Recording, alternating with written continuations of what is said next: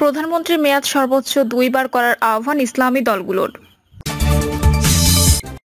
এদিকে এস আলমের বিরুদ্ধে 1,13,000 কোটি টাকা পাচারের অভিযোগ, তদন্ত সিআইডি। জানাবো আমরা 83টি সুপারিশ করেছি, বললেন কর্নেল অলি। এদিকে জামায়াতের আগ্রহ নিয়ে আলোচনা হতে পারে, বলছে ভারত। এবং সর্বশেষ জানাবো লাইনে ফাটল, লাল ওড়না দেখে থামল ট্রেন, রক্ষা পেলেন 5 শতাধিক যাত্রী। শুনছিলেন সংবাদ শিরোনাম, এবারে বিস্তারিত। প্রধানমন্ত্রীর মেয়াদ সর্বোচ্চ 2 বার করার আহ্বান ইসলামী দলগুলোর। প্রধানমন্ত্রী ক্ষমতায় মেয়াদ সর্বোচ্চ 2 মেয়াদে সীমিত করে সাংবিধানিক সংস্কারের প্রস্তাব করেছে 7টি ইসলামী দল। বিকালে রাষ্ট্রীয় অতিথি ভবন যমুনার প্রধান উপদেষ্টা অধ্যাপক মোহাম্মদ ইউনূসের সঙ্গে আলোচনার সময় তারা এই আহ্বান জানান।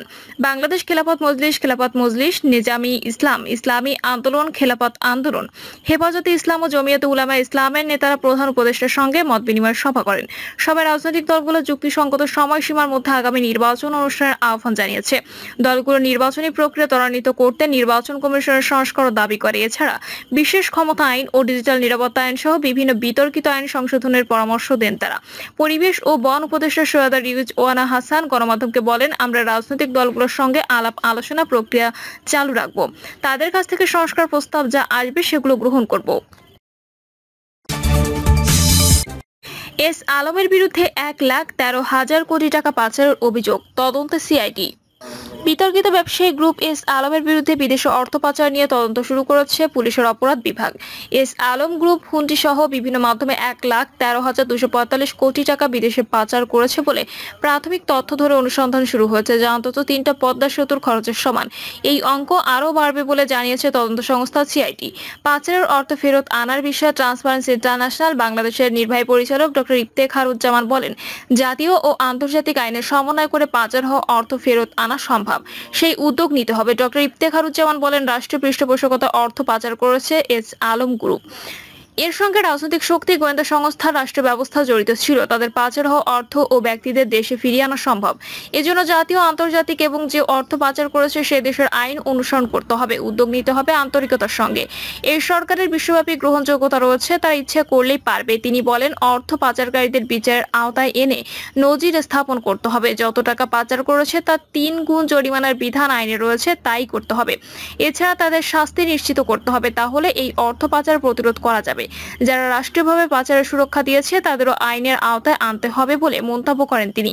সিআইডির অর্গানাইজড ক্রাইমের ফাইন্যান্সিয়াল ক্রাইম বিভাগে একটি সূত্র জানিয়েছে, এস আলম গ্রুপের মালিক মোহাম্মদ সাইফুল আলম সহ তার সহযোগীদের বিরুদ্ধে প্রতারণা, জালিয়াতি, বিদেশে অর্থ পাচার, ওভার ইনভয়েস ও আন্ডার ইনভয়েস এবং সংঘবদ্ধ অপরাধের মাধ্যমে হুন্ডি কার্যক্রম পরিচালনা অপরাধের মাধ্যমে প্রায় 1,13,245 কোটি টাকা বিদেশে পাচারের অভিযোগ পাওয়া গেছে।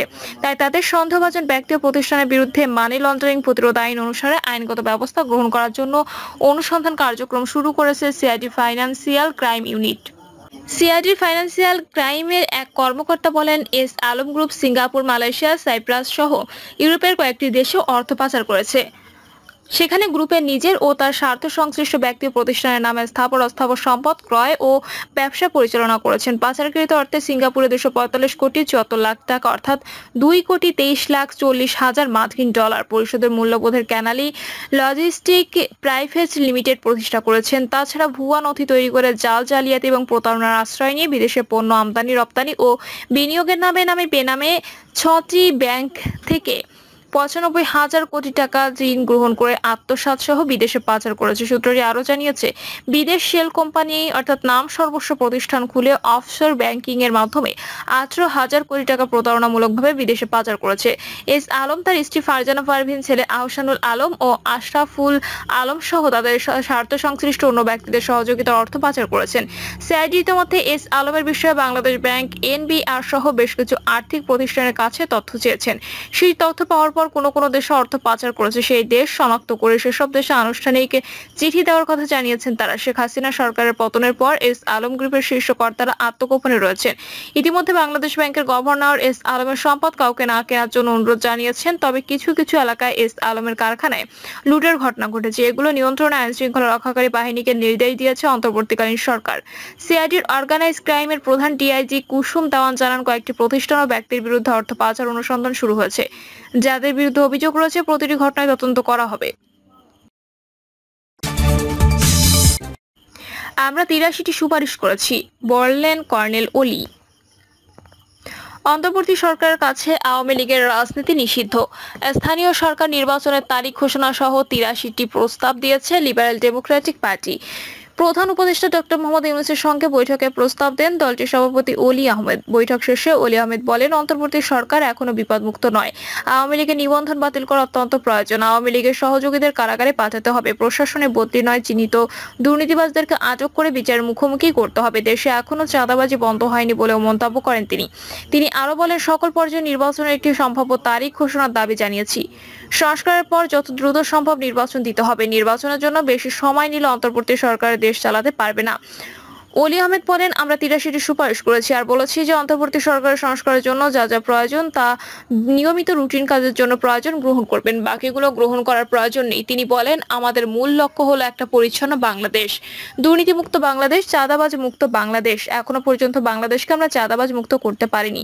স্বৈরাচার মুক্ত হয়েছে, চাঁদাবাজ মুক্ত এখনো হয়নি। এখনো কোর্ট কাছারিতে ন্যায় বিচার হচ্ছে না। সাধারণ মানুষ যতদিন পারত ন্যায় বিচার পাবো না, ততদিন পর্যন্ত এই স্বাধীনতার কোনো মূল্য নেই। প্রত্যেক মানুষকে বুঝতে হবে যে আমি একটা স্বাধীন দেশের নাগরিক। সেই বিবেচনা রেখে আমরা ৮৩টি প্রস্তাব দিয়েছি। জামায়াতের আগ্রহ নিয়ে আলোচনা হতে পারে, বলছে ভারত।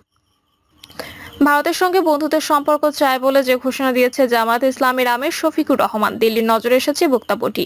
দেশটির পররাষ্ট্র মন্ত্রণালয় আশা করছে ভবিষ্যতে এ নিয়ে আরো আলাপ আলোচনা হতে পারে। ভারতের পররাষ্ট্র মন্ত্রণালয়ের মুখপাত্র রণধীর জয়সওয়াল দিল্লিতে মন্ত্রণালয়ের সাপ্তাহিক ব্রিফিংয়ে সাংবাদিকদের প্রশ্নের জবাবে এই মন্তব্য করেছেন। ব্রিফিংয়ে বাংলাদেশ প্রসঙ্গ নিয়ে সাংবাদিকদের নানা প্রশ্ন করেন। এগুলোর মধ্যে এমন ছিল, জামায়াত ইসলামীর ওপর থেকে নিষেধাজ্ঞা প্রত্যাহার, তেমনই ছিল সাম্প্রতিক বন্যার দায় কার তা নিয়ে বাংলাদেশের একাংশ থেকে ভারতের দিকে অভিযোগের আঙ্গুল তোলা এবং বাংলাদেশে ভারতীয় প্রকল্পগুলির ভবিষ্যৎ সহ নানা বিষয় আবার যুক্তরাষ্ট্রের প্রেসিডেন্ট জো বাইডেন এবং ভারতের প্রধানমন্ত্রী নরেন্দ্র মোদীর মধ্যে ফোন আলাপের পরে দুই দেশ পৃথকভাবে যে বিবৃতি দিয়েছিল সেই দুটিতে বাংলাদেশকে নিয়ে দুই ধরনের বক্তব্য আসার প্রসঙ্গ উঠেছিল পররাষ্ট্র মন্ত্রণালয়ের সংবাদ ব্রিফিংয়ে। জামায়াত ইসলামীকে নিষিদ্ধ ঘোষণা করে ১ আগস্ট যে প্রজ্ঞাপন জারি করেছিল শেখ হাসিনা সরকার, তা ২৮ আগস্ট প্রত্যাহার করেছে বাংলাদেশের অন্তর্বর্তীকালীন সরকার। এরপর বাংলাদেশের সংবাদ মাধ্যমগুলির সঙ্গে মত বিনিময় করতে গিয়ে জামায়াতের আমির শফিকুর রহমান বলেছেন, ভারতের সঙ্গে সুসম্পর্ক গড়ে তুলতে তাদের দল আগ্রহী। এই মন্তব্য নিয়ে ভারতের পররাষ্ট্র মন্ত্রণালয়ের মুখপাত্র রণধীর জয়সওয়ালকে এক সাংবাদিক প্রশ্ন করেন। জামায়াত ইসলামীর দিকে অভিযোগ ওঠে যে সেখানে তারা ভারত বিরোধী মনোভাবকে প্ররোচনা দেয়, কিন্তু এখনো পর্যন্ত তারা ভারতের সঙ্গে সম্পর্কের উন্নতি চায়। এ নিয়ে ভারত সরকারের অবস্থান কি? এই প্রশ্নের উত্তরে সরাসরি না দিয়ে বাংলাদেশের প্রধান উপদেষ্টার সঙ্গে ভারতের রাষ্ট্রদূতের সাক্ষাতের ব্যাপারে বিস্তারিত বলেন পররাষ্ট্র মন্ত্রণালয়ের মুখপাত্র। প্রধান উপদেষ্টা ভারতীয় রাষ্ট্রদূতের পক্ষে দ্বিপাক্ষিক সম্পর্ক নিয়ে আলোচনা, বাংলাদেশে হিন্দু এবং সংখ্যালঘুদের সুরক্ষা দেওয়া, সাম্প্রতিক বন্যা ইত্যাদি বিষয় উল্লেখ করে জয়সওয়াল মূল প্রশ্নের জবাব এক লাইনে সেরে দেন। প্রশ্নকর্তা সাংবাদিককে উদ্দেশ্য করে তিনি বলেন, আপনি অন্য যে বিষয়টির প্রসঙ্গ উত্থাপন করতেন, জামায়াত ইসলামীর ওপর থেকে নিষেধাজ্ঞা প্রত্যাহারের প্রসঙ্গ, সেটা আমাদের নজরে এসেছে এবং আমরা আশাবাদী যে বিষয়টি নিয়ে পরে আমরা আরো আলাপ আলোচনা করব। অন্য এক সাংবাদিক জামায়াত ইসলামীর ওপর থেকে নিষেধাজ্ঞা প্রত্যাহারের ব্যাপারে মুখপাত্রের কাছে জানতে চেয়েছিলেন। জবাবে রণধীর জয়সওয়াল বলেন, আমরা এটিকে বাংলাদেশের অভ্যন্তরীণ বিষয় হিসেবে দেখছি। প্রিয় দর্শক, এই ছিল এখনকার সর্বশেষ সংবাদ। আপডেট সব সংবাদ পেতে চ্যানেলটি সাবস্ক্রাইব করে বেল আইকনটি ক্লিক করে রাখুন।